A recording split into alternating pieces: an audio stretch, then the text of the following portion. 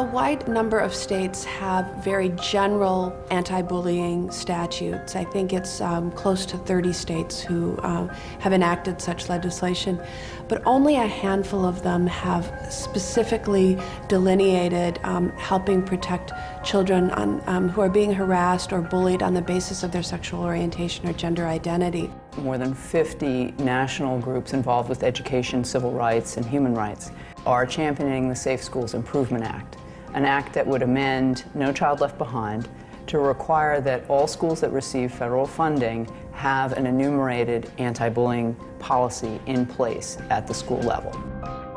What we found is you have to name the problem in order to get people to take action. You need a laundry list in there that says race, religion, national origin, sexual orientation, gender identity. If you don't say it out loud, people will ignore it. It is a heartbreaking story for any parent. A young boy bullied so severely that he took his own life. Tonight, the boy's mother is hoping her story helps other families. Carl really just enjoyed life. He was very fun-loving. He was a practical joker. He loved church. He loved the Lord. He loved to play sports. And he was really carefree. He wanted to be the first African-American president. He was so excited when the president was elected.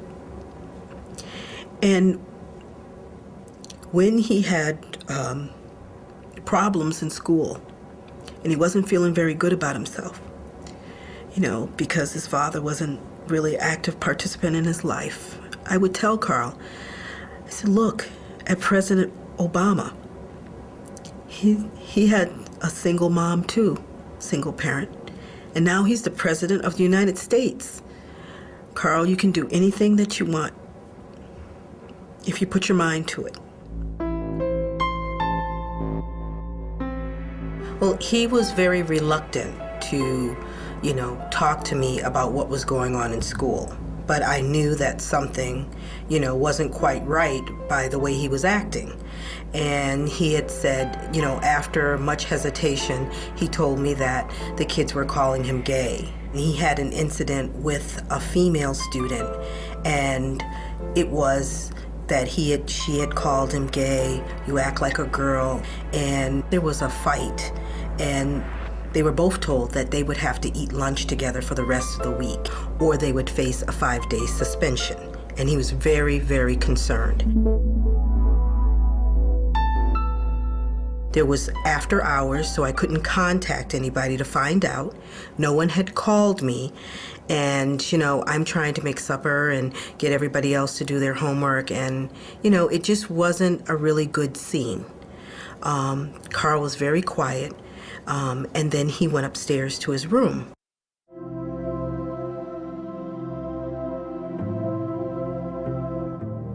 And, you know, life hasn't been the same since.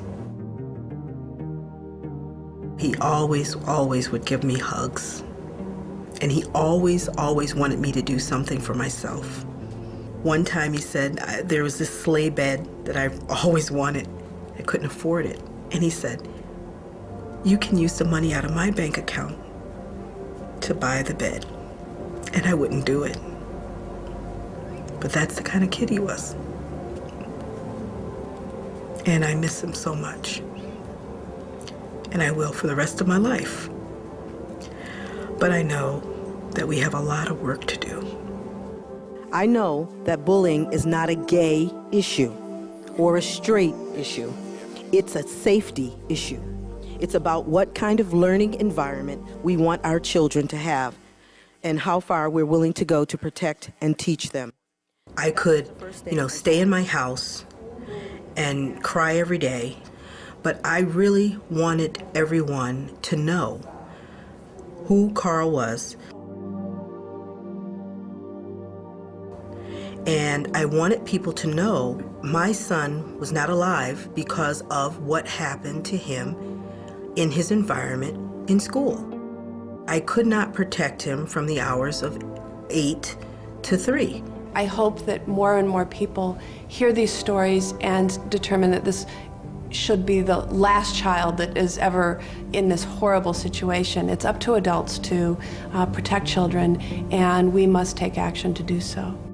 I think if more families and people realize that they should not pass judgment on folks, on their lifestyle, but that they should make sure all of our children are safe and that their children could be subjected to bullying, then I think the Safe Schools Improvement Act would pass.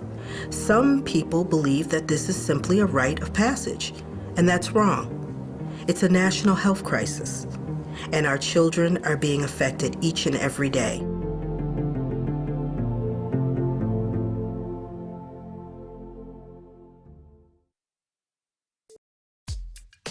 We hope watching In the Life has added to your life.